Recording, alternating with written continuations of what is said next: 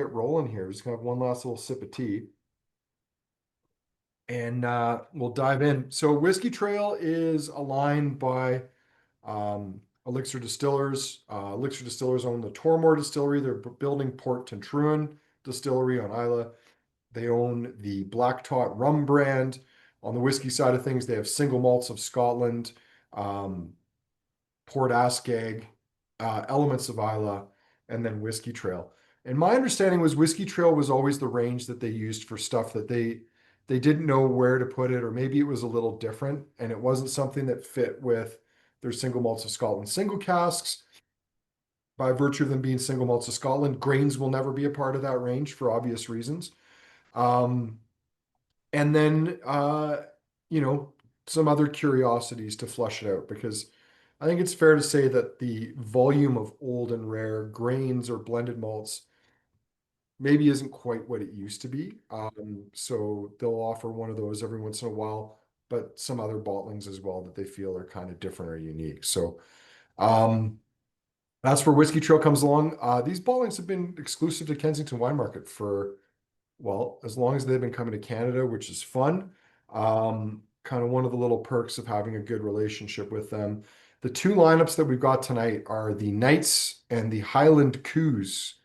They said Highland Cows, but really we're talking Highland Coos here if we want to be specific ranges. And we're going to start off with a couple of Doug, grains. Doug has a question. It Oh, looks like Doug. your hand Yes, was and up. Doug has the power to unmute himself, which is Yeah, go rare. ahead, Doug. I apologize. I didn't want to be so rude as to interrupt, but just a Oh, quick note on the Whiskey Trail, Andrew.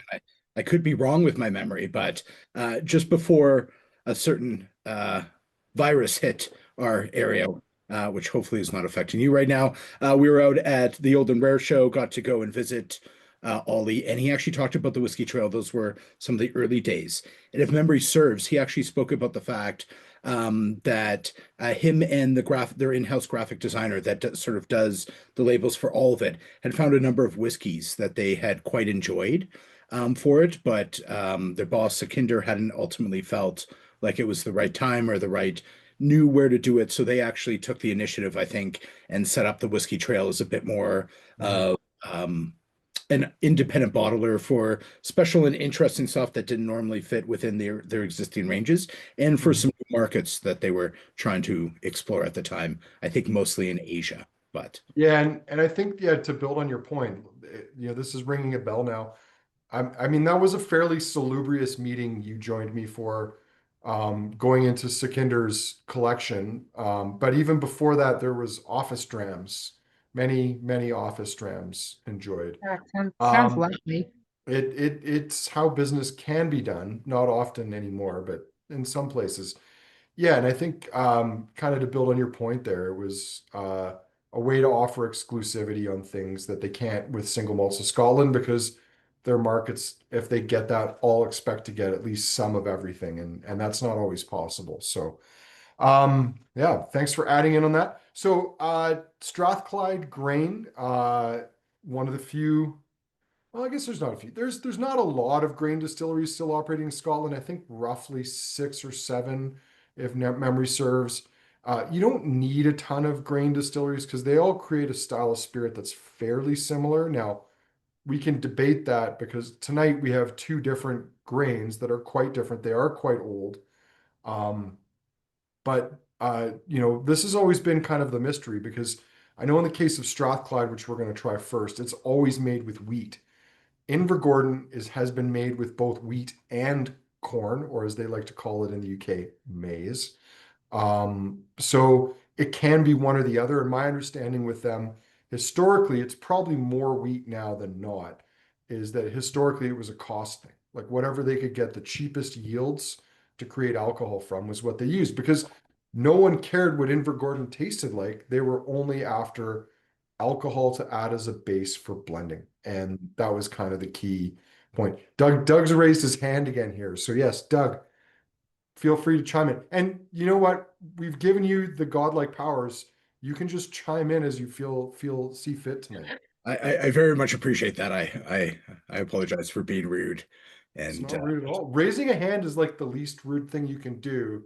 well, He's so Canadian today. I know. Yeah. I just love Harmony snickering on the sidelines as I try and raise my hand and politely interject. It's really interesting. I had an amazing experience with Billy Walker of Glenallachie, BenRiach, which I think we've got later today, along with a number of other brands. And he sort of took us through a blending session. And he talked about how Strathclyde was his favorite, partially because they use the wheat, but there's some, without getting too nerdy, some sort of compounds inside of the whiskey when you're 100% wheat that allow you to blend in a very different way. And so Oh, for him, who used a lot of PX and Oloroso, he felt that this was the best out of all of the different. And so even though it wasn't the largest of all of the grain distilleries, it was his favorite to blend with. that is an interesting fact. That's good to know.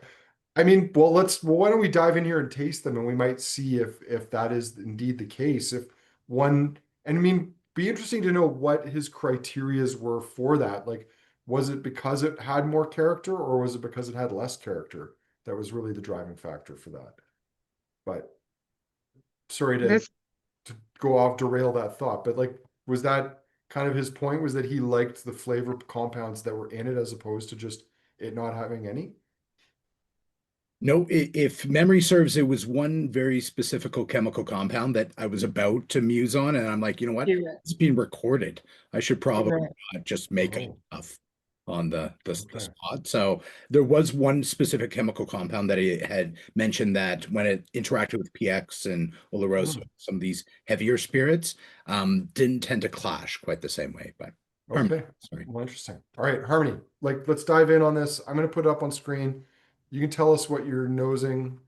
It smells like hot honey to me. Like it has this reminder of like heated up honey. I'm And getting a little bit of like cinnamon hearts right off the bat here. well, Um, I got mentioned me. before my nose, and I think my nose is not great. So I am glad Doug was able to join us in a semi-official capacity because I'm going to need a bit of assistance, at least on the nose side of things. Ex-bourbon barrel for this particular bottling, 46%, distilled 87. We've seen a lot of 1987 Strathclyde from various independent bottlers.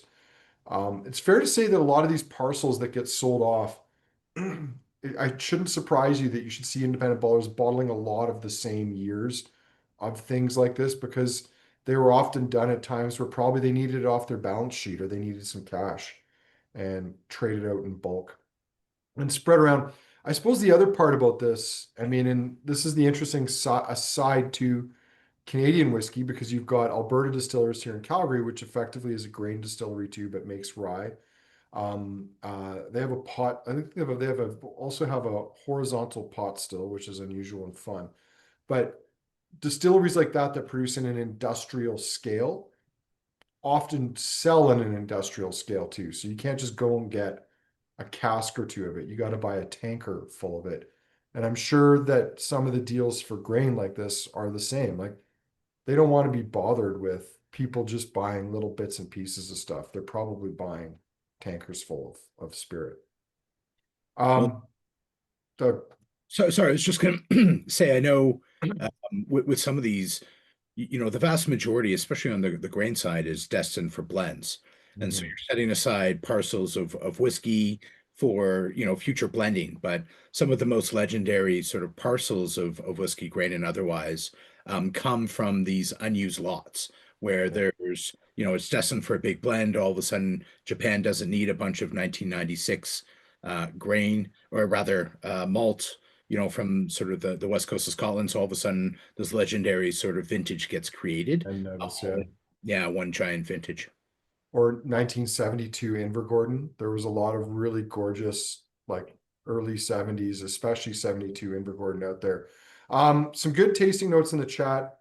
Honey, lemon, and malto glue from Jeff. I was gonna say it's got this like sort of like window putty, Playmo, like or what's it called? Play-Doh kind of nose to it, where you can Mhm. see a little bit of that medicinal side, but there's some nice fruits in there too. Like there's some really nice like marmalade and getting into like melon fruit notes for me on the nose. Mm, very much. There's a beautiful, like almost butterscotch to it. for me with a little bit of nuts in there as well. And a bit of bitter, like Mhm. bitter tart grapefruit. Mm. Harmony, I can tell you're on the palate. Tell us about the palate. Well, the palate I'm getting like those like citrus fruits, lemons, grapefruits, even that orange marmalade note that you said. I'm still getting those nutty notes that I was hinting to on the nose, but it's like almonds with the skin on it, and you get a little bit of this like dryness. I really enjoy it. Almond's an interesting note because, like, if you were to say almond flour, I'd be like 100%.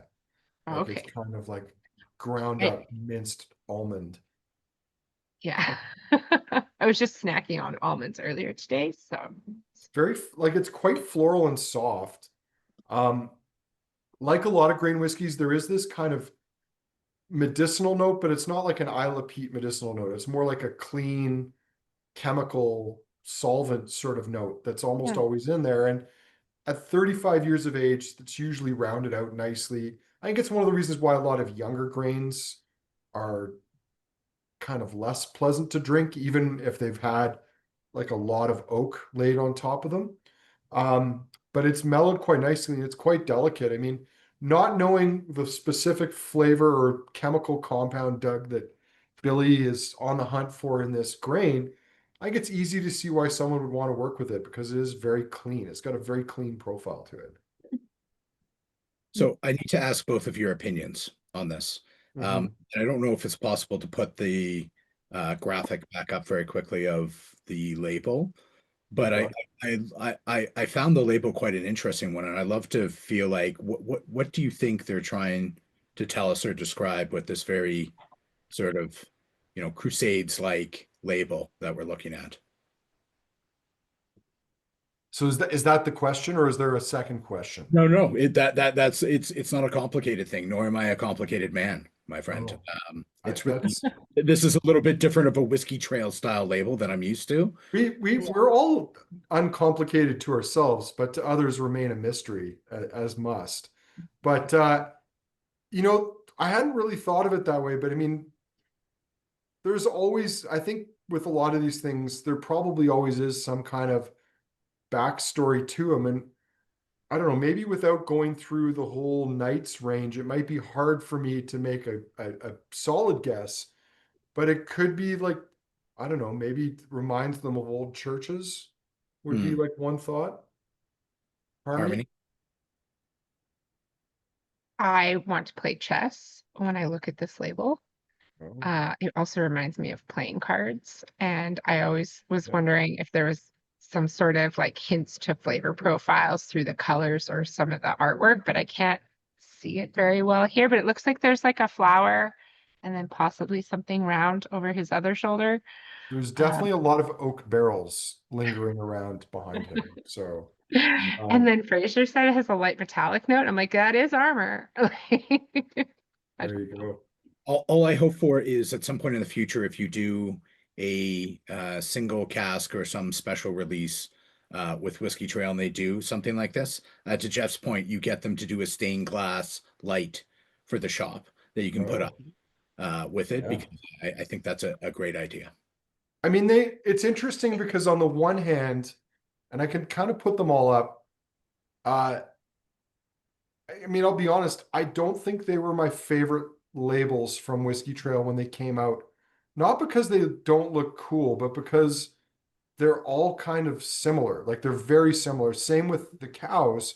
And a lot of their previous series would be like they're all different bespoke artwork, whereas these have variations on a theme.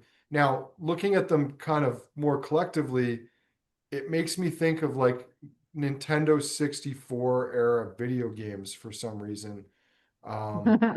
like some of the games that would come out back then. But I think I struggled with these because I'm not into, unlike your neighbor's child, medieval Renaissance fairs and Viking reenactments.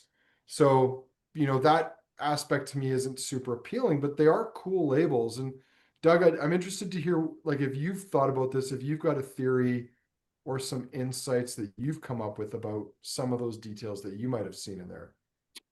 No, no. I mean, it's one of those things where I feel like we could probably talk about for 20 minutes and then we ask Ollie and he'd be like, oh, we just went to the pub one night and came We up just with thought it looked cool. So because I think some of the original ones were actually like people in old timey cars on old roads and yeah, there sort was of the old car series. yeah. Trying to think of like all the ones that we've had. There was the retro video games, which were Nintendo 64 inspired labels. Mm, Um, so there's been all kinds of different things. There's some that didn't come to Canada because um, the importer felt they might be a little racy. One of them was called Jerry Lee Louderton, and they didn't like the idea of a whiskey referencing Jerry Lee Lewis because he was a bit of a perv. So, there's been all kinds of different things there, but yeah, it'd be fun to know, like, and I'll try to remember to pose that question to Ollie as we go down a bit of a rabbit hole on the 9th when he joins us virtually to say, is there anything are there any little tidbits buried in there? Because it's fair to say these bottles are not appearing online. Like they must have gone to some markets in Asia. We got some, but like most of them aren't even on Whiskey Base, which is really unusual. Hmm. They just don't seem to have a deep footprint on these. At least when I wrote them up a couple months ago, there was like almost no footprint for them. So, mm. but That may final thoughts on the Strathclyde? I was going to say actually don't have any. I just want to maybe get on to the Invergordon before we have to start referencing Jeff's comments in the chat right now, which I'm hoping to ignore for the most part. So Oh boy. All right. Okay. Invergordon, 49-year-old, always fun to try something older than you. Um, doesn't happen as often these days as it once did. But I suppose that's the circle of life, as it were. So this is from their cows collection or Highland Coos. Um, Part of me does wonder if there is a bit of a subversive little dig here at some of those Glen Scotia bottlings from way back when. I mean, these are, I think it's fair to say, a little bit more fun than those, and less kind of, I don't know, full of themselves because I think they were trying a little too hard with those old Disco Cow Glen Scotias. I don't know why it says 1974 Canvas, but this is 1974 Invergordon. 49 years from a hogshead, 45.4%. We'll have to go in and clean up that little oversight there. Um, and what do they say about Highland cows or coos, as they would more properly be known in Scotland? Highland cows are known for their physical attributes and being indigenous to Scotland, which is really extremely vague. They're viewed as symbols of Scotland's rich cultural heritage and natural beauty. And, interesting side note, can be seen at many a Scottish distillery, just like eating grass in the paddock next to it.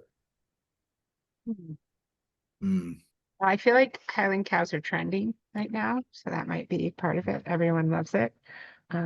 Calgary Farm has a miniature Highland cow you can go pet and love if you It's a feel like it. real, this is the Calgary Farmers Market. No, the Calgary Calgary farmyard that you can go. It's like they have like games and petting zoos, and Do you, they do you mean like Butterfield Acres? no, I mean like the Calgary farmyard. Oh, Doug, I think you need to know about this place for your I children's. think we need to go. There's but this baby cow.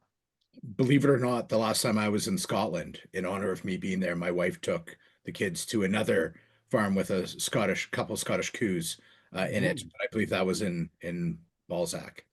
I mean, look at them. Who wouldn't I don't love? know how I feel about miniaturizing cows. Like I know it's sad. I'm sorry. It it's is. kind of, and they're really cute, but it's kind of like pugs. Like they're cute, but I feel bad for them at the same time because like they have trouble breathing and eating. Should we be making miniature coos just for our amusement? For our petting zoos, probably not. Yeah, I But for a mean, label on your whiskey, it's probably okay. for a stuffed toy for children, not taxidermied, I think it's a fun idea. But anyway, um, Invergordon, what do we think about this? It's gone in a bit more of kind of like a custardy vanilla sort of Mhm. base to it. There's still this nice kind of tart citrus lingering around in there too. Yeah, on nosing there was a bit more of like a sort of that some of that classic glue sort of note that you sometimes get from some of these old Yeah. grains, but I actually think the palate's quite lovely with a beautiful like custardy butterscotch or custard Yeah. with a caramel on top and a little Yeah. bit of salt and Yeah. a lime.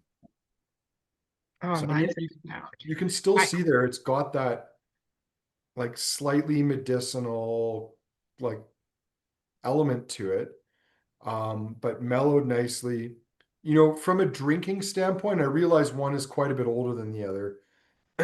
I've always liked these older Invergordons more than I've liked the Strathclydes, and I maybe it's a whiskey that's better suited to blending. I mean, I'd be interested to see what people's thoughts are in this. Like, maybe some people like the Strathclyde better, but it's a grain whiskey that I've always found a little challenging, and I don't know, maybe it's because well, it was never made to be consumed as a single grain, nor was Invergordon, but it just I don't know. The Invergordons I've had always seem a bit more approachable. However, they've also been generally older.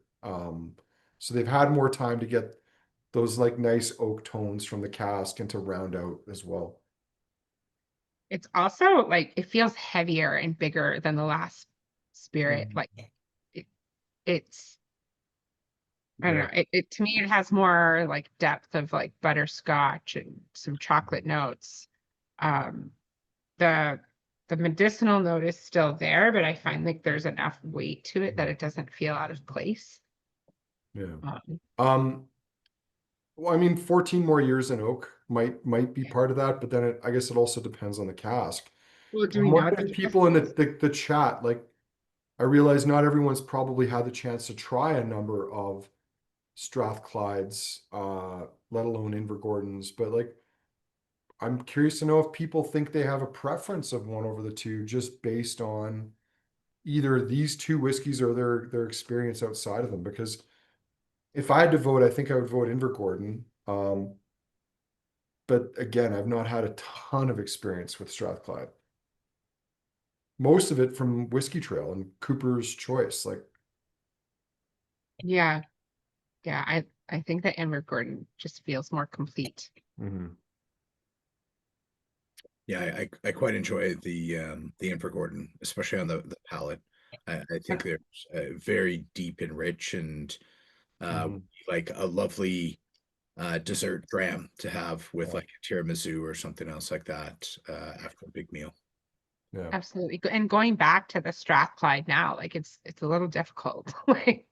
Like the medicinal is Mhm. very big, very pronounced. It feels sharp um compared to that Yeah. Invergordon. Mm. Well, we'll leave those to come back a little bit later on. Um, I don't know if I put the link for the Invergordon in the chat, but I'll put it out there now. Um, and then we'll move on to some single malts. So next up we have Dailuaine.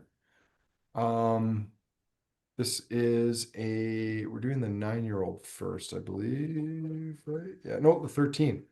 13 is up first. So we are back in the Knights label. 2009, 13 years in a hogshead, 52.9%. Um, Doug, this is too young to be waxy Dailuaine, is it not? It's not quite in that era. That's right. So, for those that don't know, just as a 30-second overview, Clynelish closed down in the early to mid teens, and they looked for a replacement. They went to Benrinnes, they went to Glenalgan, couldn't make a waxy spirit to replace it, which it famously makes up in the Johnny Walker Gold Label range, among others. And so they finally came back to Dailuaine, and by about 2015, were able to, Oh, they thought, create a spirit did similar did to we Clynelish. oh, Oh, did we lose me? no, Let's I'm see still here there. what happened there. You. Oh, Can you hear me? Yes. Okay. I think I cut out for a moment or two there, it would seem. Well, Oh, that's okay. You only just completely destroyed my train of thought, but that's okay. Regardless, now Ewan made waxy time from 2015 on, but I think this is before that time. yeah. All right. Apologies for that. Um, well, here, did it go up on screen? I did share it. No, it did not. All right, let's try that again. Maybe that was the problem. Maybe that put me into an alternate dimension temporarily. So Knight's label, and 100 bottles, it looks like, total released. Um, Fairly spirit driven. I mean, all you have to do is look at the color. This is extremely pale, uh, quite nutty, sort of has like a tart, fermenty kind of note to it as well. This has Deep a red wine wine. cask note to me and not a bourbon barrel.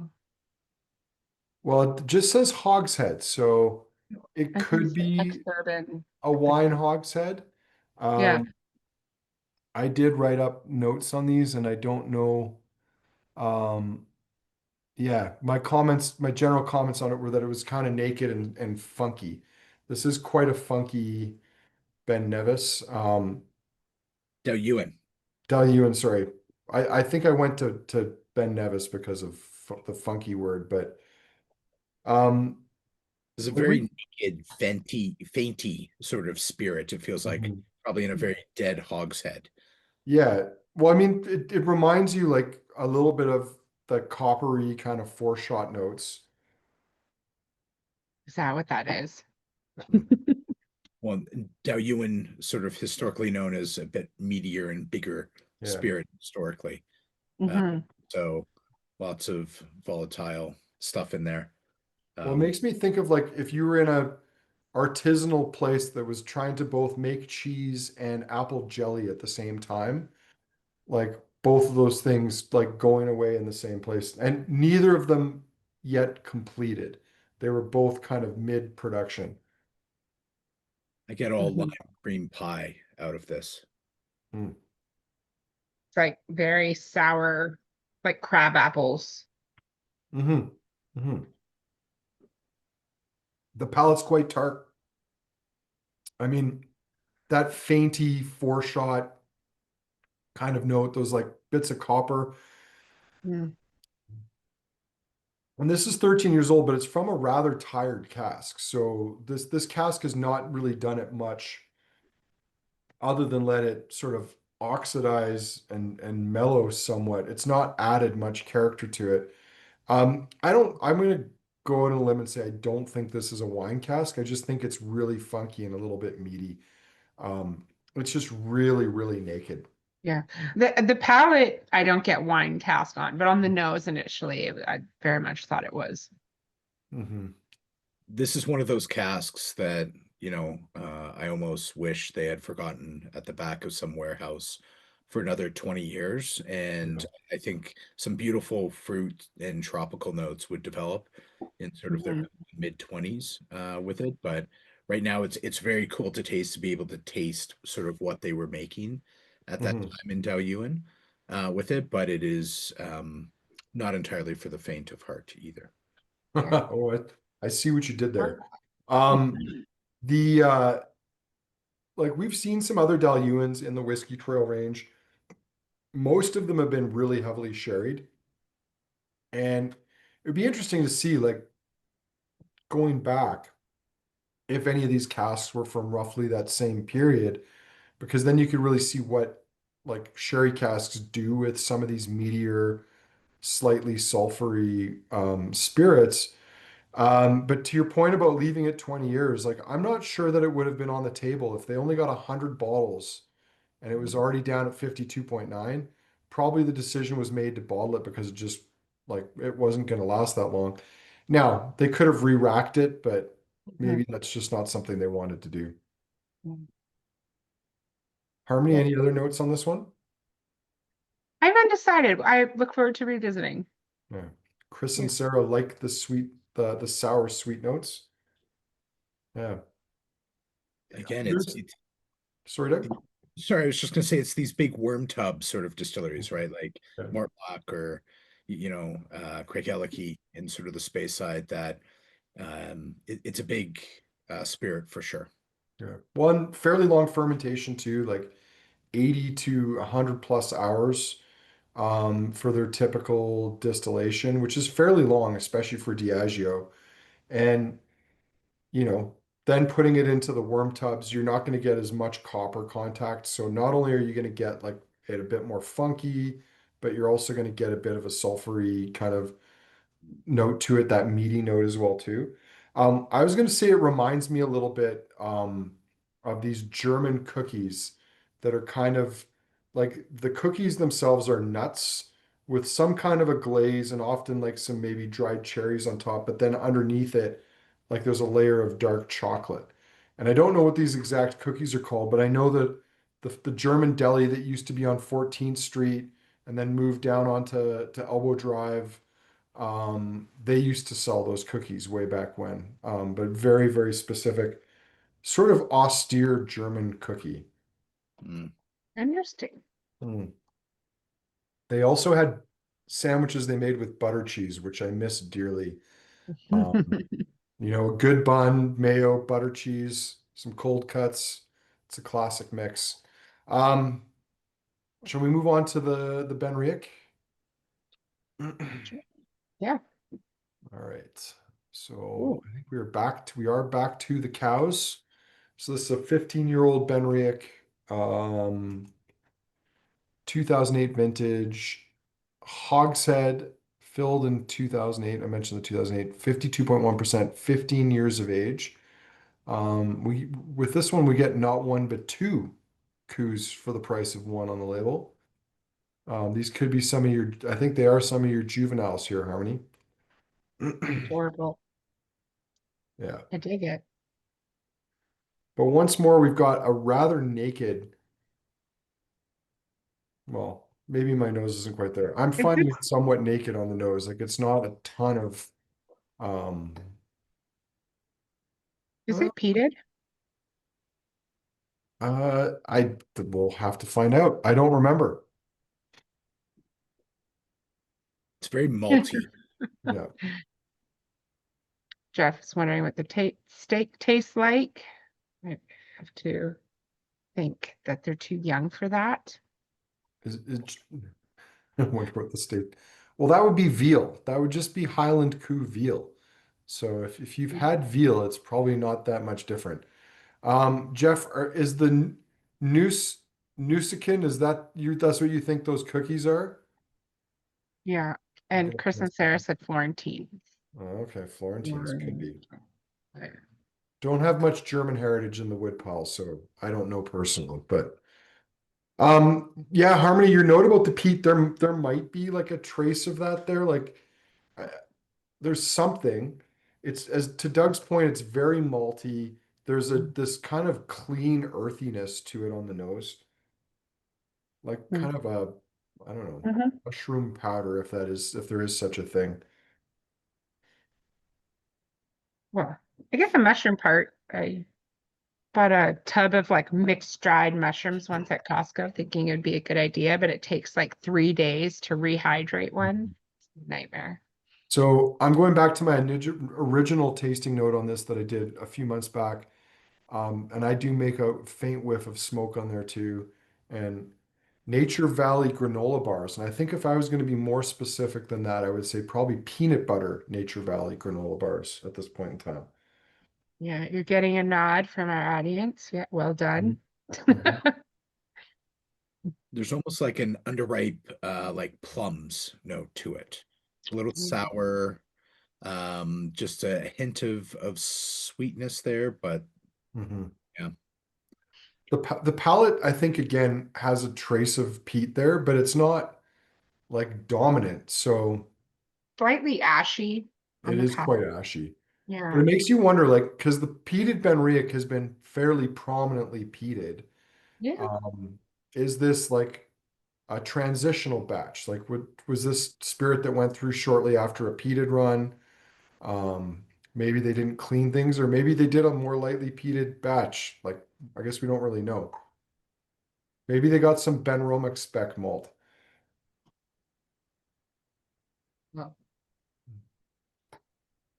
do they even make peated anymore? Because Yeah. Well, they, Destination Berry doesn't release anything. Well, they do the smoky, but it's yeah. so faint. so faint compared to their previous releases.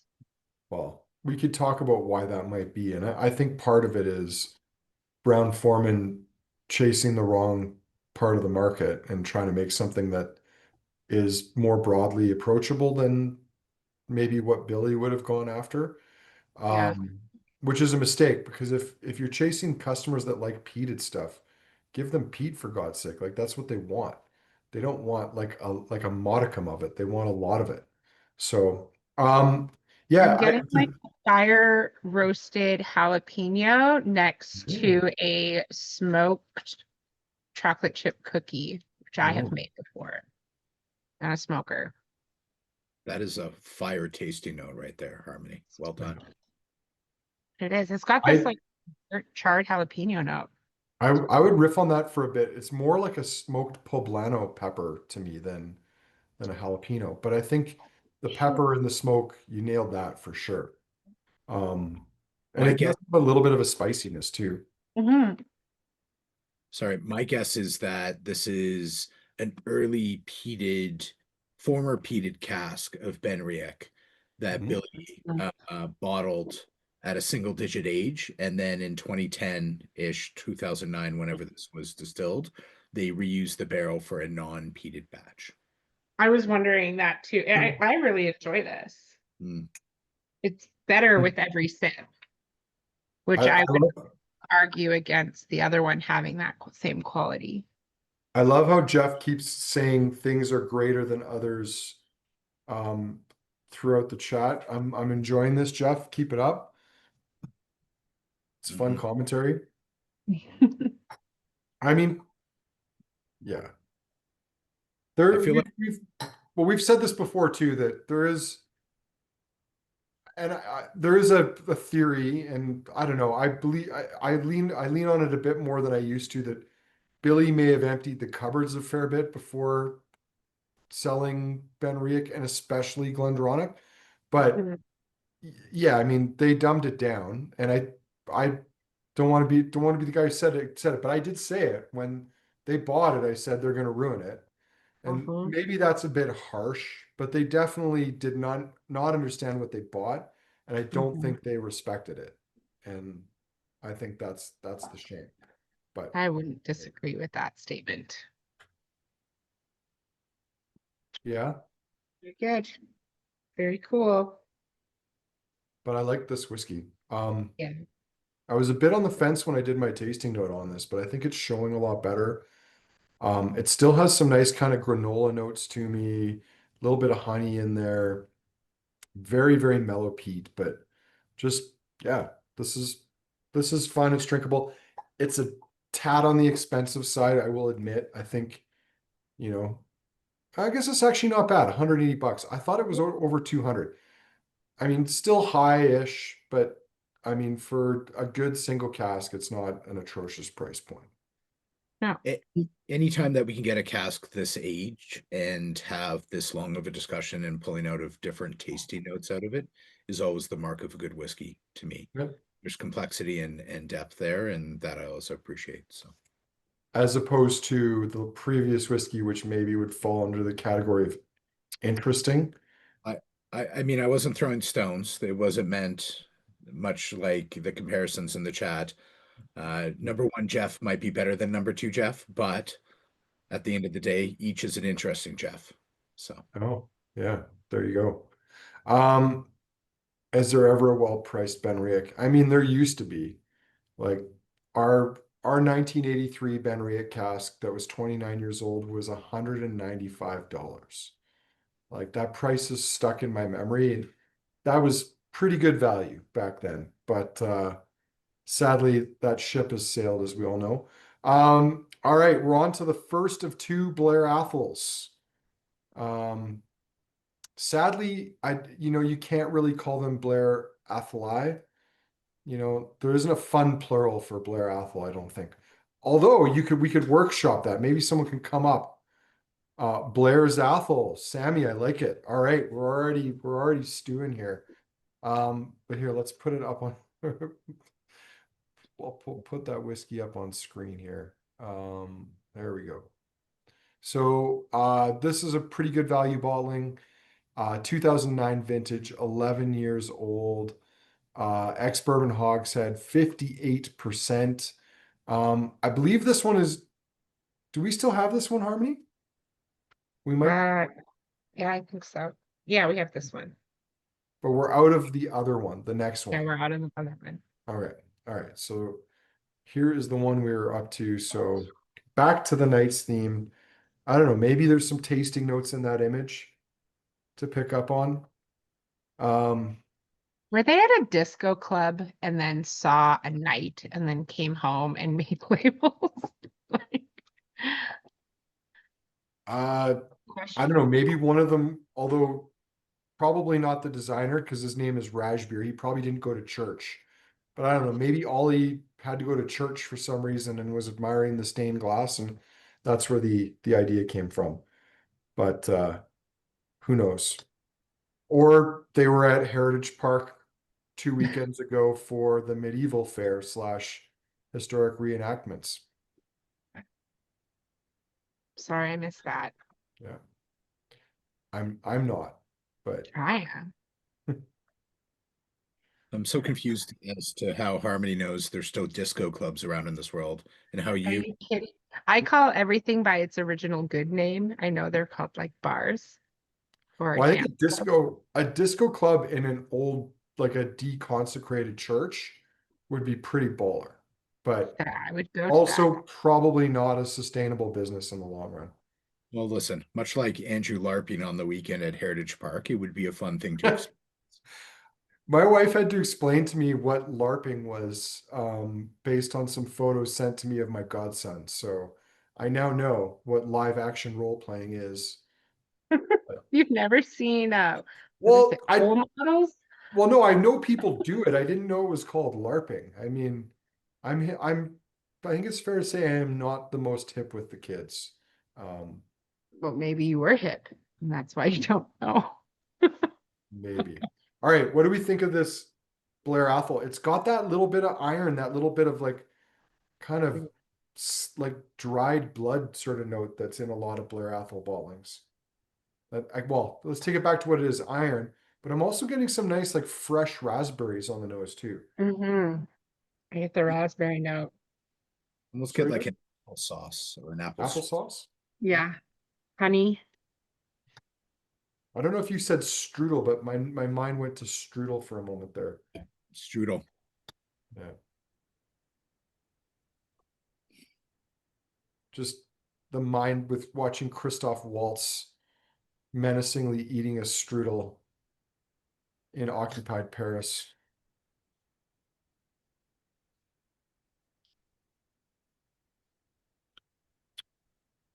Yeah. It's a big palate. I mean, it doesn't seem big at first, but it really kind of builds. It's very creamy, floral, lots of fruit tones in there, that little bit of iron, maybe a delicious strudel with some whipped topping, fresh whipped topping on it. Um, Mm. I hate to insult the both of you while getting ahead of things, but much like me right now, I'm experiencing a couple of Athols in my hands and in front of me, and it's quite interesting going back and forth between the two. Well, Blair's Athol, I believe we've decided is the plural of the two. So let me put the second up on screen here so that we can have a proper comparison. Then is the Um, next one wine cast? Did is I it, send it well, today? we're gonna find out in a second. I honestly don't remember. No, Oh, it's it's a great. refill sherry butt. This one is sold out, so it is no more. But 2014 Blair Athol, It 9 years old, first sorry, refill sherry butt, but a very fairly active refill sherry butt, 58.5%. So yeah, quite a This contrast here. Not too dissimilar aged Blair Athols. We got 2 year age difference between them, but two night and day different whiskeys. this refill sherry butt makes me question whether there was a candle of some sort used in it when it was originally shipped So over. it does have It's yucky. A bit of a stank to it. I would like to go back to the 11-year, please. Uh, Mhm. It's quite an interesting contrast, and there's some similarities, and you can really see the cast difference though between the two of them.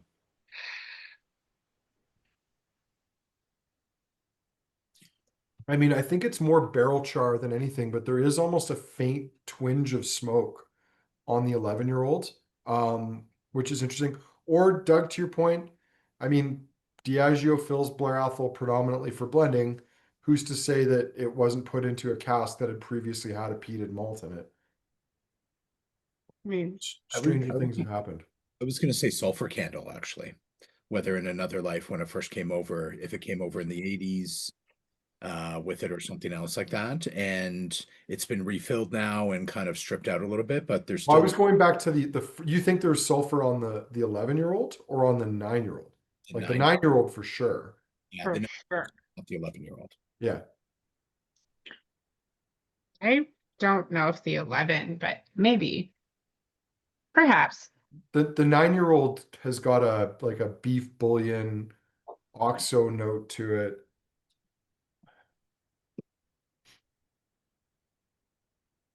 If I was in charge of editing this tasting, I would fast forward through the 9, like it never happened.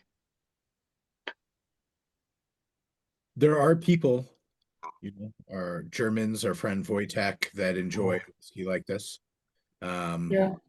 They need hugs. That's what's wrong. The palate on that is dreadful.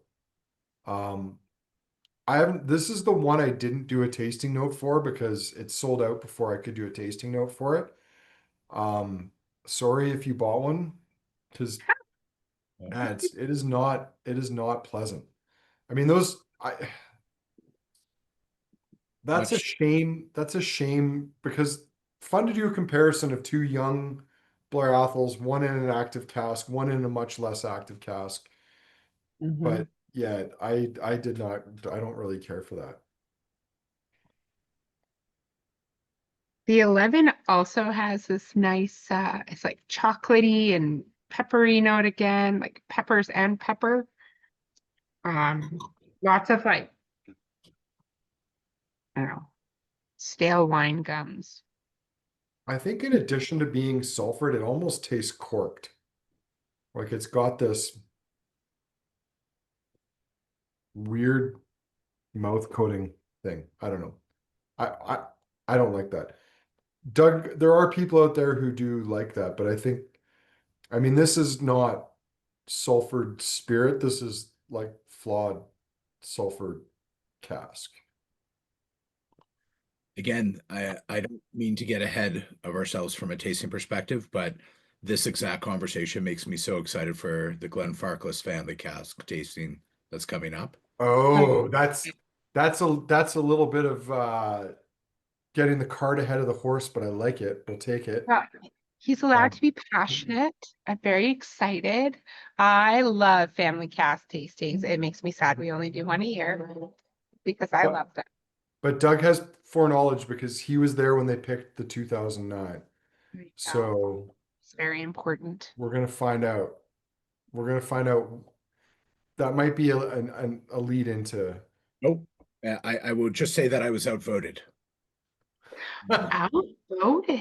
I was Oh, outvoted by the Germans and my Canadian friends who I was with, unfortunately. So interesting. I have less respect for your Canadian friends. no. If you were in the room, you would probably have less respect for me because there was a bomb that I Great wanted to feeling. choose that I loved and thought was actually magical in a way that sulfur is a very large continuum. And there's bad and in my humble opinion, some good stuff. It was one that I enjoyed. I was vehemently disagreed with. They literally held out the forms at the end to show who voted for what. I was the only one who voted for that cast number one, but that's Oh, all right. secure enough with myself to admit it publicly, much like loving minivans. But let's not stop there and go on. All right. Uh, I didn't share the screen for the. No, I did. I think I shared that for the 9. All right, we're on to the Benrinnes. Um, I'd say that Benrinnes has probably been accused by myself as being one of Scotland's worst distilleries several dozen times over the years, which is probably not fair because I have had some good ones, but it is a whiskey that I find needs time. It doesn't work well at a young age. It's just too farmy and not in a way that I find pleasurable or interesting. So this is a 2002 vintage Benrinnes. I noticed there's another typo in there. This one says BenRiach. So fun discovering these. Might give you some insight into the speed with which some of these descriptions are put together and possibly copying of text, standardized text about specific things. But mental note there to go in and fix a couple of these tomorrow. 20 years old, 54.6% from not overly descriptive hogshead cask. We don't know if it's ex-bourbon, ex-sherry. They haven't specified first or second fill, but it is quite pale. The nose isn't just kind of leaping out of the glass. It seems like, I don't know, if I were a betting man, I would suggest this is probably a refill hoggy, but let's see what we think. So there are many things we disagree on in this world, Andrew. One of them happens to be Benrinnes, especially for me, pre like mid 2000s Benrinnes. Mhm. This was a 2.5 times distilled Benrinnes, which Uh-huh. is exactly the same as another certainly certain distillery in Campbelltown that we both love. Um, But that's not even really 2.5 times either. It's 2 point decimal something else distilled. 2.999 was the last comment that I got from a stillman over there, but every time you ask a different person, you get a different answer. I've heard everything from like 2.4 to like 2.8 something. So yeah, it's all over the map. Mhm. But anyway, you digress. Regardless, Benrinnes can be lovely, but I 100% agree. It is a massive malt that really does need some time to shave off some very sharp corners, generally speaking. But So when do you think those changes took place? Because I would say that most of my dislike relating to Ben Rennis relates to stuff that's under 15 years of age. And we've seen a lot of it that also, for some bizarre reason, was put into wine casks, which is also generally not a recipe for success, at least for me. Um, so when do you well, think those changes took place? so it was about the mid 2000 and 2000s. I think I've heard anywhere between like 2003, 2005 Mm, with it. So it's pretty nondescript, and you might get slightly different answers.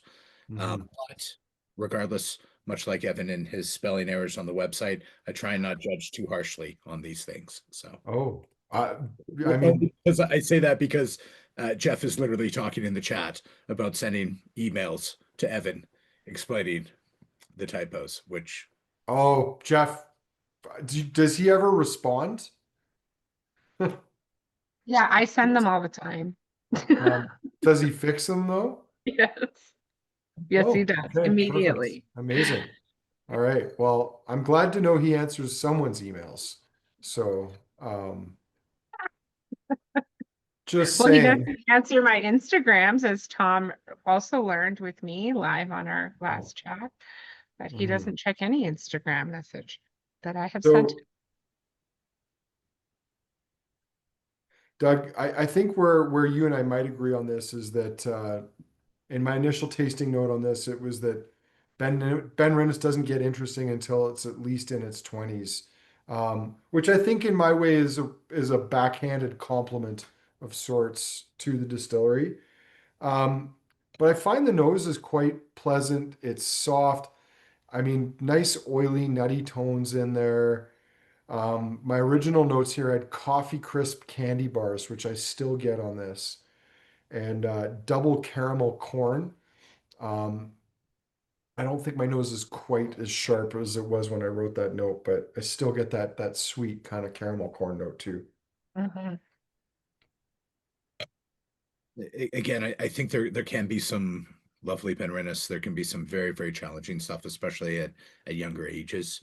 Mhm. with it, and I think it's probably an especially amazing spirit to blend with, Yeah. because you don't need a ton of it to have a pretty big effect in Mhm. some blends as well for our friends at Diageo.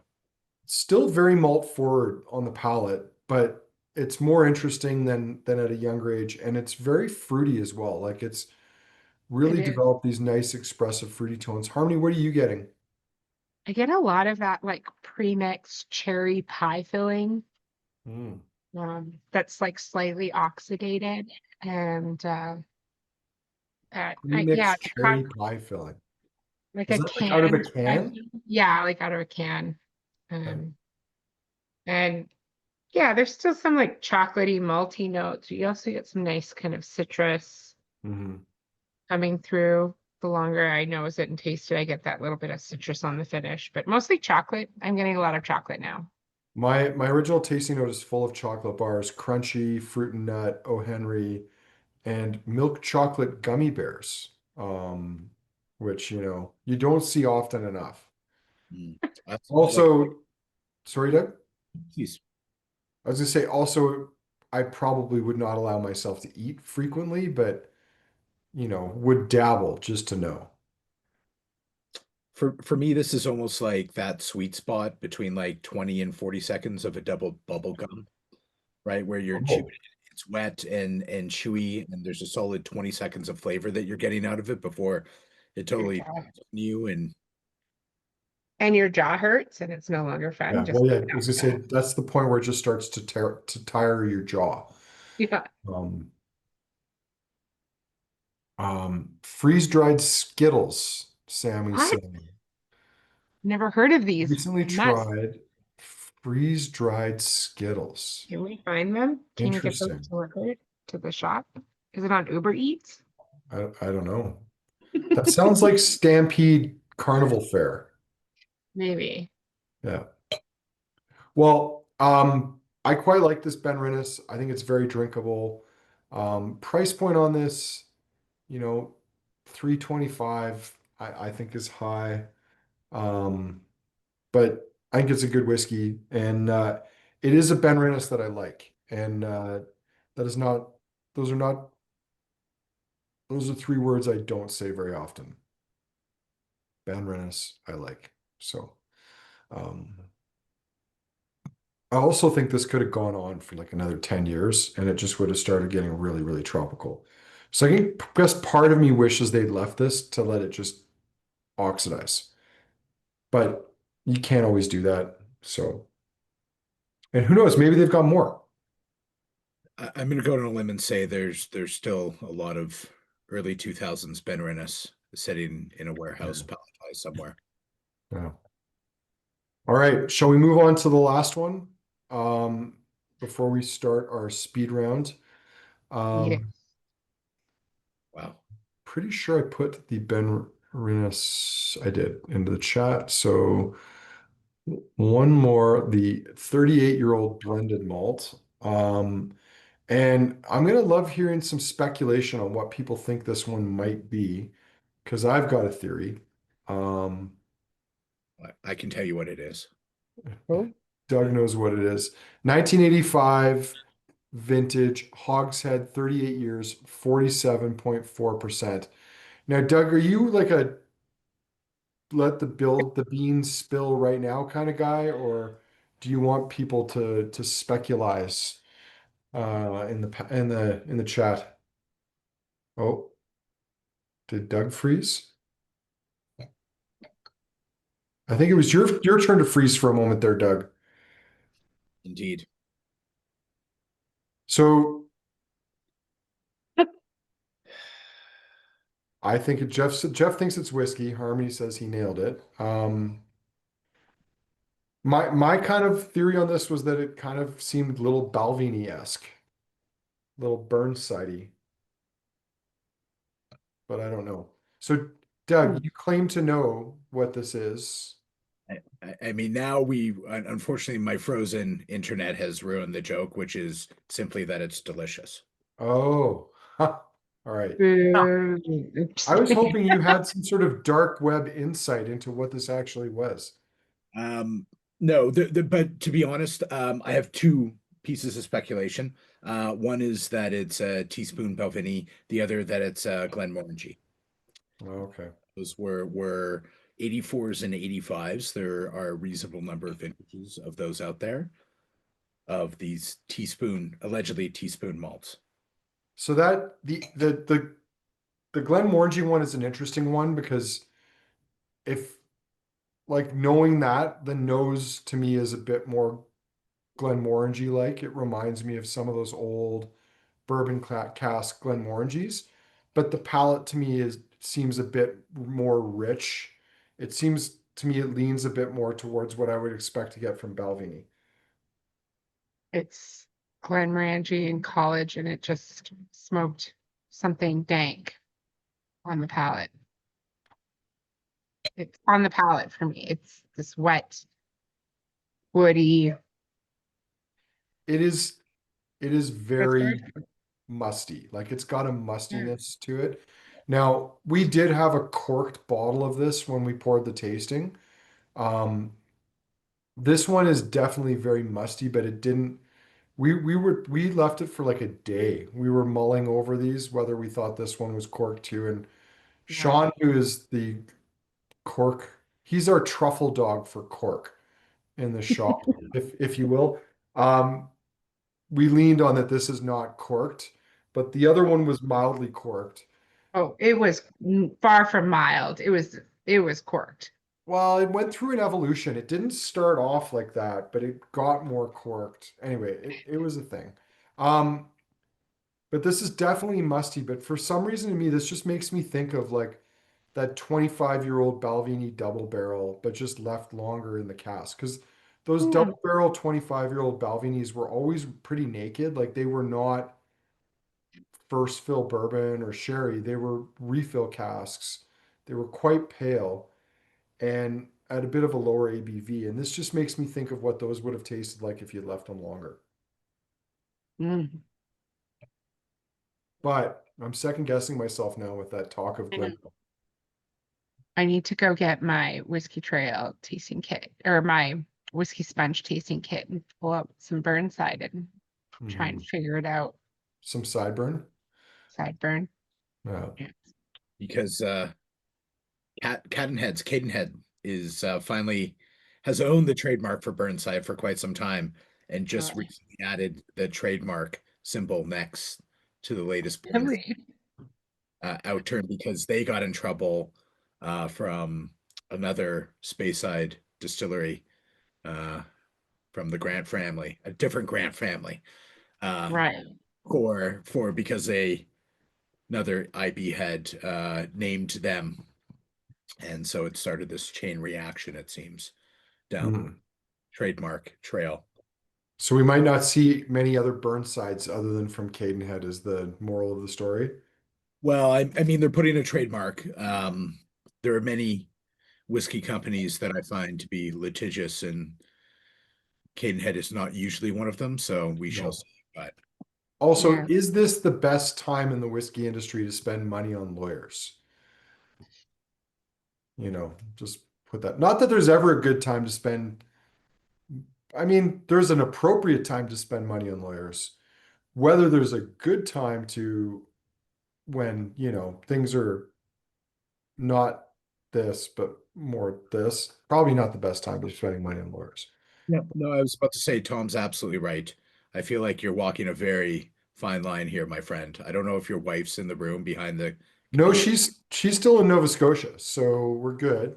But no, like I'm pro lawyer. Like I'm just Yes, I'm yep, yep. This is being recorded.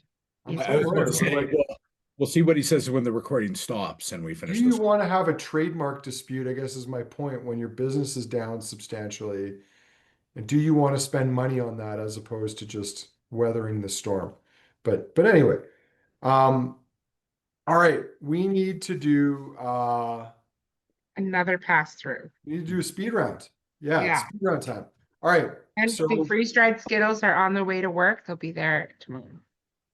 We'll know. I mean that Strathclyde's pretty interesting now. It's Ooh. it's like opening a bag of Jelly Bellies, sort of Jelly Bellies. on the nose. It smells like taffy, like the big jar, like metal tin of taffy candy. Still have like a big grapefruit note for me on that. Oh, the palate is like, reminds me of smoking.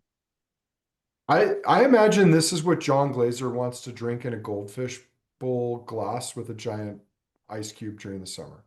That's what he sits outside and drinks in the sun. You've painted a very vivid picture for me in that description, Andrew. Yeah. Well, Yeah, me we too. won't go further and add further details just to The fish protect is people's ability alive. to sleep tonight. What's that, Harmony? I said, and the fish is alive in the goldfish bowl. Oh. Well, it's really just more like a big bulbous Chardonnay glass, but I know. you could put a goldfish in it, or what was your neighbor recently selling in the community newsletter, Doug? Remember You're starting to creep me out with all these neighbor chats. Are you well, just no, like it's because we my know a precocious child across the street that was selling fish through the fish? community newsletter. Okay. I just don't Sorry, remember what they were. I don't either. I only got a text message from you about it Well, I afterwards. just thought it was incredible that like that would be in a community newsletter. I mean, it reminded me of the old times at the U of C when people would put like personal messages in the gauntlet, and a lot of the times they were just for fun. Like you would put something in there because you thought it was funny. So anyway, all right. Mm. I would be scared to see a KWM classified at the end of any email that you sent out, just as a side note. But again, No, it would be PG. Oh, Hilarious, but PG. exactly. wow. Like You know Andrew, what? I mean, that could be a fun, user generated content addition to the community. But Can you make it like see, blurry where you have to like highlight it to read it somehow? I think it would be more of a What? blog that's just linked in there as opposed to something to just add even more clutter. But I don't know. let's see. All right. And this is beautiful. Invergordon? I take it. Next. Smells like ginger ale to me and chocolate Palette just old, and whippers. smooth, nice caramel tones in there. Reminded my dad always used to like old English butterscotch ice cream, and that's kind of making me think of that. Yeah. Werther's original. I like Harmony's ginger ale note. It's almost like the ginger ale concentrate that you Mm-hmm. CO2 bubbly type machine. Okay. Ooh, Dailuaine. That's funky. Smells like waxy crayons. Wow, so citrusy for me now. It's also got a bit of like, I don't know, high school locker room like rugby shoes note to it. I don't know this note. I was about to say, much like my question of whether you're hiding in the bushes outside of my house at night, I don't know if I want to know the answer to why you know. Well, because I played high school rugby, you know. Answer the question that I was going to ask, Andrew. No, he's just a locker room sniffer. It's like yeah. Memory is a powerful thing, and sense is one of the best triggers for it. All right, BenRiach. I do enjoy the Dailuaine better on the second round. I agree. Jeff, you're assuming I'm far more motivated than I actually am. We'll just leave that at that. I'm far too lazy to go lurking in someone's bushes. Like so many of your tastings, Andrew, I'm often left with more questions than answers. You got to keep people wanting more. So, Exactly.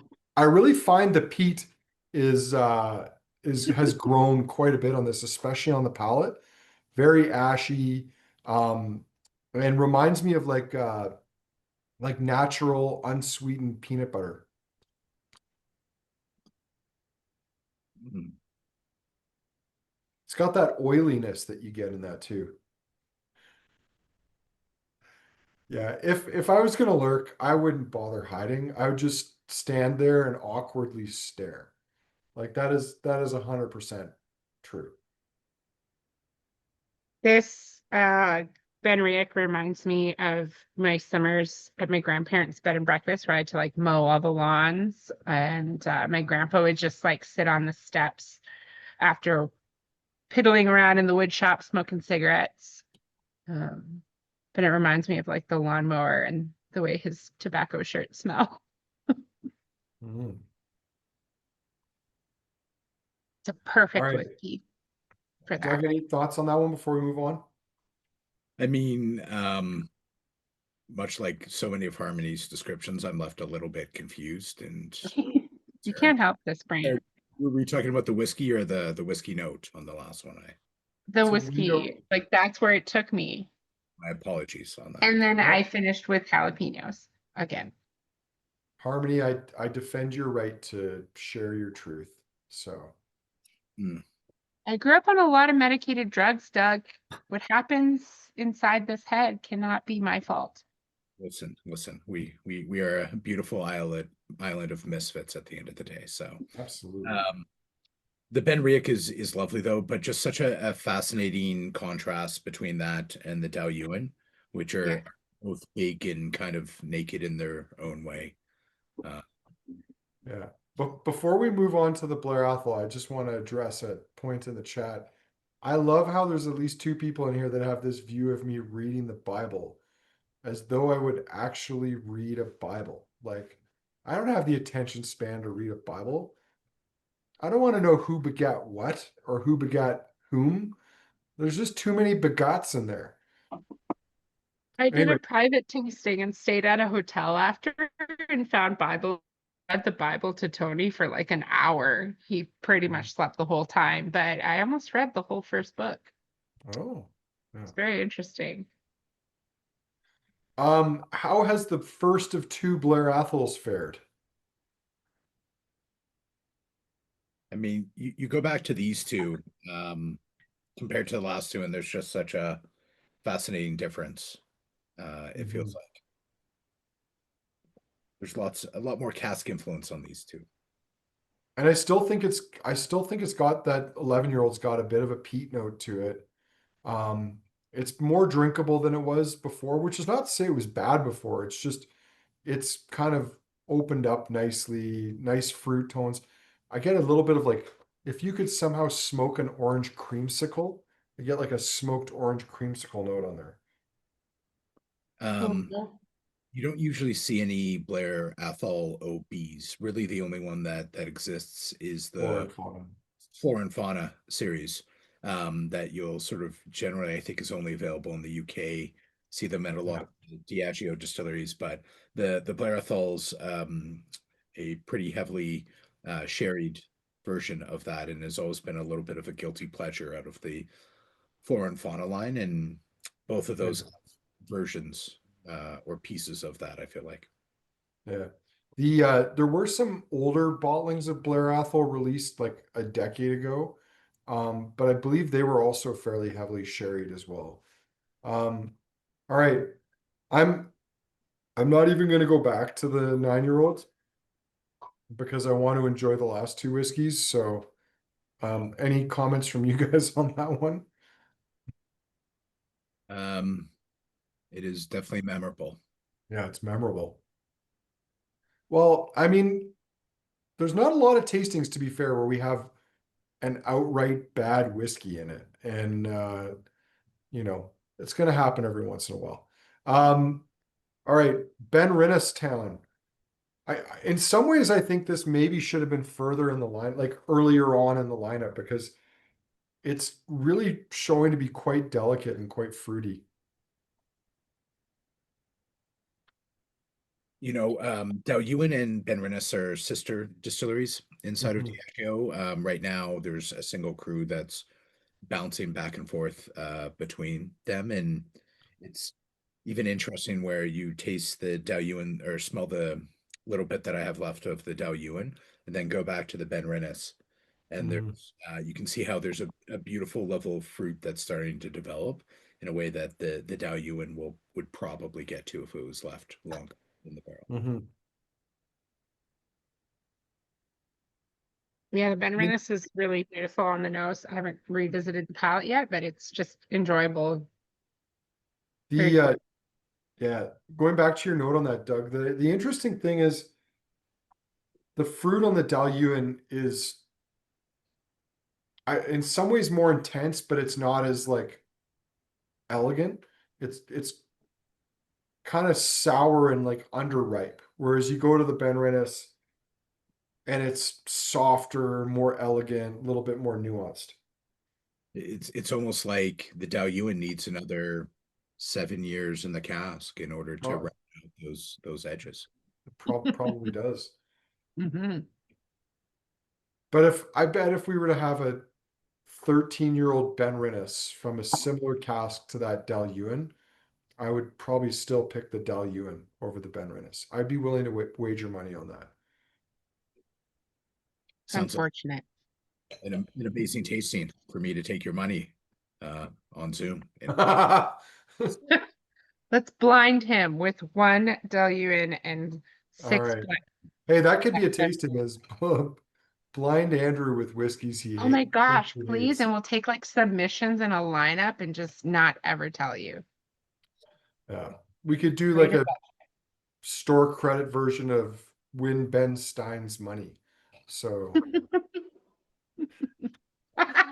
which by the Yeah. way was a great TV show when it came out. All right. Yeah, Jeff, like if you want to win, don't put bourbons in there. Like I'm gonna pick them out. So, 4 sour mash. all right. Last but not least, the blended malt, 1985. Was 85, right? Or 84? 85. 85. Yeah, 1985. 38 years old. Ah, young. I mean, those musty notes on the nose, I think, have settled down, and to me now it's just kind of nice tropical tones, soft malt, a little bit of wax. Mm. Again, the fact that it's so 47.5% at Mhm. 8 years old still gives it some weight and heaviness. Oh, Yeah, it's pretty beautiful. yeah, that's lovely. Really delicate, loads of fruit, nice creamy tones, nice balance to it. Yeah, it's a nice drinking dram. All right, it's time for the poll. We'll see what Evan's come up with here. Oh, he's got 4 questions, not just Holy 3. heck. Is He one of did them 4 corked? What are questions. the fish? Now, Doug, just for fun, I'm gonna un co-host you, although we won't mute you, so that Vote. you can vote. So hopefully that allows you to vote. No, it's I'm already voting. You're already Uh, voting? Okay. I feel like Evan knew ahead of time that we were going to smack talk him during this tasting, and so automatically put 4 in just so that we would have a little bit more material for the end of the tasting, which I appreciate. Which side wins? All right. And what person, place, or thing that is vaguely UKS should be featured on Whiskey Trail bottles next? Okay. Oh, there's some interesting questions there. Yeah, I mean, Britain's had some incredible prime ministers in this first 25 years of the 21st century. Um, Certainly the one who didn't outlast a cabbage um, is incredible. And the fact that she's still around and still running her mouth is even more incredible. So Again, when you look at 25 years of British prime ministers, I think they've had more than we've had prime ministers in the last 100 years almost. there's a good chance of that. They did have my favorite though. And he still is my favorite. Boris Johnson. I don't know that you can beat him. And I'm not going to suggest he was a good prime minister, but he was the most entertaining prime minister probably since Winston Churchill. Like, I don't think there's been anybody as just out there and kind of, I don't know, fun to watch since Winston Churchill as Boris Johnson. But that's just my humble opinion. I still regret not asking him for a photo when I walked past him. He was on his way to get dressed down by Theresa May before she resigned as prime minister. And I'm sure he would have posed for a photo, and there was no security. Like there was a guy 10 feet behind him. I'm sure if we said, Boris, I'm a huge fan from Canada. Can I have a photo? I'm sure he would have posed for a photo. And I don't know, I just, was too Canadian in that moment, and I didn't ask for the photo. But but anyway. How are we on the poll? Everyone's voted. How about that? Can end the poll. So here we go. Well, I guess before we reveal the results, we normally ask our hosts for their opinions. And we've got some interesting decisions to make here tonight. Um, I have to be honest, I'm not even sure I have my three down. So, Harmony, starting with you, do you have three favorites from tonight's lineup? I have two.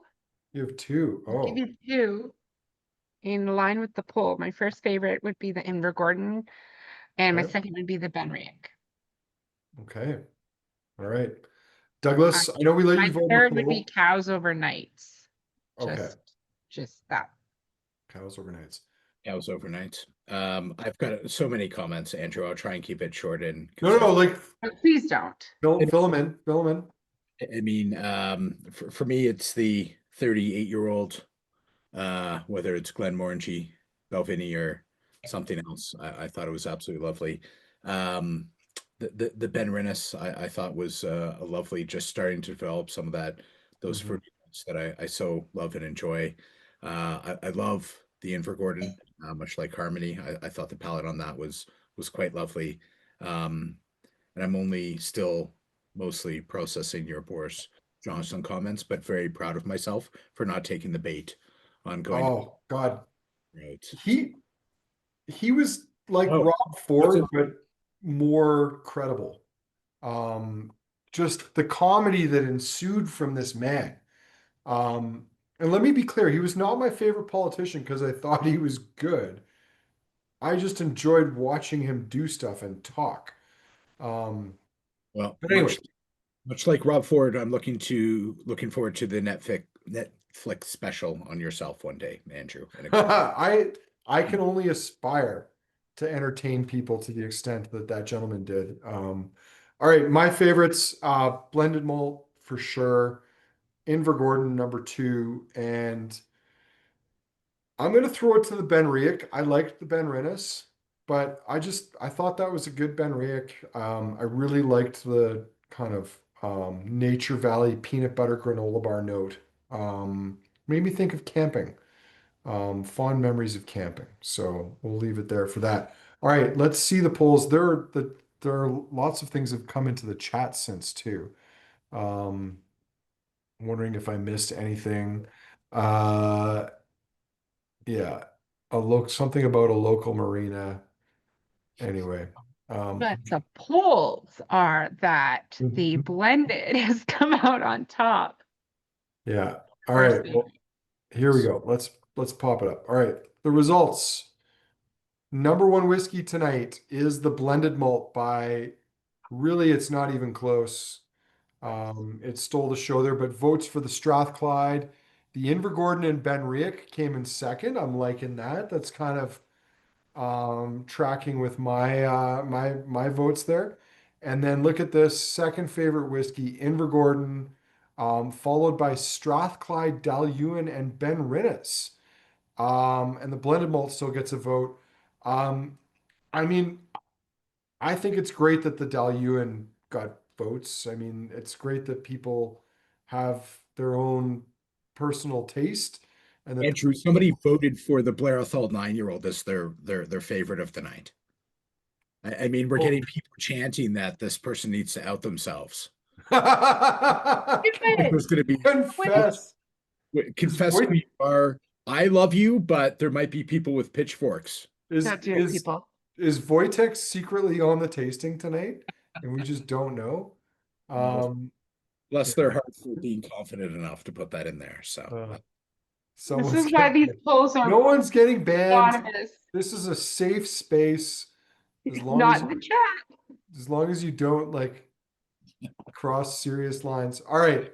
Which side wins the Whiskey Trail Regional Invitational, Knights or Cows? And Cows United takes it over Knights FC. So there you go.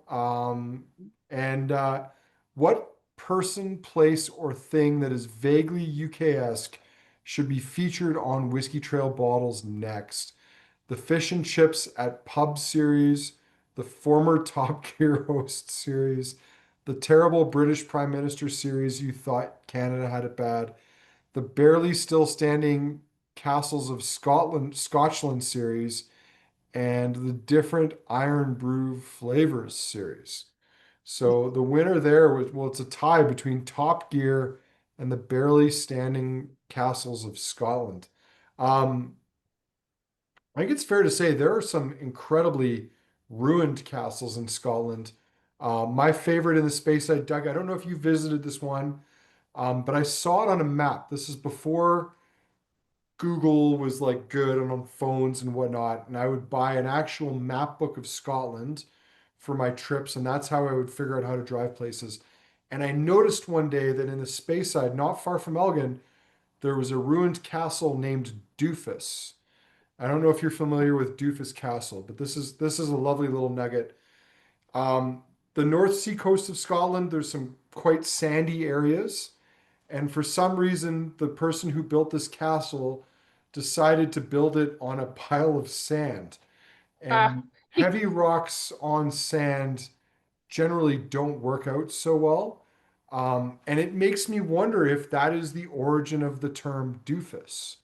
Like, what doofus would build a castle on a pile of sand, essentially? So I don't know the answer to that question, but there is this is true, a ruined castle very close to Elgin called Doofus that you can go and visit. Well, I feel very confident that I like the possibility of it actually originating from there. And I also enjoy the fact that there's a couple of Dufy on this tasting tonight, both in. There's at least one, but more than likely a couple. Mm. So, well, Harmony, Doug, thank you for tuning in tonight. Thank you everyone else for taking part. Thank you for your questions. Apologies to whoever got bullied for picking the Blair Athol 9-year-old as their favorite.